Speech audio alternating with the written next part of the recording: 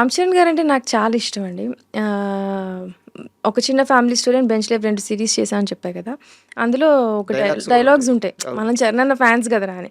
So, మాకు చాలా అంటే పిచ్చి ఇష్టం. రామ్ చరణ్ గారంటే పిచ్చి పిచ్చి ఇష్టం. ఆయనకి కథలు రాసుకొని ఆయన డైరెక్ట్ చేయాలి అనేంత అంటే కోరికుంది. కాకపోతే అది ఓవర్ యాంబిషన్ అని కూడా నాకు తెలుసు. హ్మ్. బికాస్ రామ్ చరణ్ గారికి స్టోరీ అంటే మనకి ఇష్టమైనప్పుడు వాళ్ళకి ఈ స్టోరీ రాసుకునే సరిపోదురా రామ్ చరణ్ గారికి ఈ స్టోరీ ఏంటి ఇంకా రాసుకోవాలి ఇంకా అది ఉంటుంది కదా! హ్మ్. నాకైతే అది ఉంది.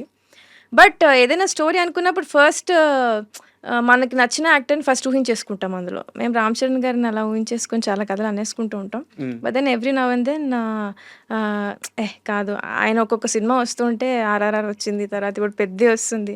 ఆ మైల్ స్టోన్సే వేరే ఉంటాయి. సో, ఇంకా చాలా నేర్చుకొని రాయాలి. బట్ దెన్ వై నాట్ అండి. దేవుడి దయ ఉంటే ఎప్పుడైనా రామ్ సూపర్. చరణ్ గారంటే it would be so and nice. Charan గారితో మాట్లాడిన ఆ మూమెంట్స్‌లో మీకు బాగా ఆయన చెప్పిన మాట బాగా గుర్తుండిపోయే మాట ఏముంది? చెప్పాను గదా!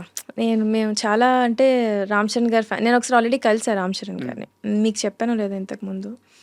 ఒక ఈవెంట్‌లో కలిసాం. కలిస్తే ఎళ్ళిపోతున్నాం. ఆయన 'ఇట్లు అర్జున' అని ఒక సినిమా చేసాం. అది చూసారాయన. హ్మ్. చిన్న బిట్ అది. హ్మ్. రిలీజ్ అవ్వలేదు ఇంకా. జస్ట్ ఒక చిన్న గ్లింప్స్ లాగా చూసి యాస్ ఎ టీమ్ వర్క్ చేసి నేను దానికి రైటర్‌ని. ఓకే. మహేష్ డైరెక్టర్. హ్మ్. ఆహ్, చేశారని చెప్పారు. నేను ఎళ్ళిపోతూ మనం ఏదైనా చెప్పేయాలి రామ్ చరణ్ గారికి. మన గురించి ఏదో చెప్పారని చెప్పి నేను మళ్ళీ వెనక్కెళ్ళి సార్ నేను ఒక వెబ్ సీరీస్ చేశాను సార్ అన్న. నిహారిక గారి ప్రొడక్షన్‌లో. చాలా లౌడ్ మ్యూజిక్ ఉండిందక్కడ.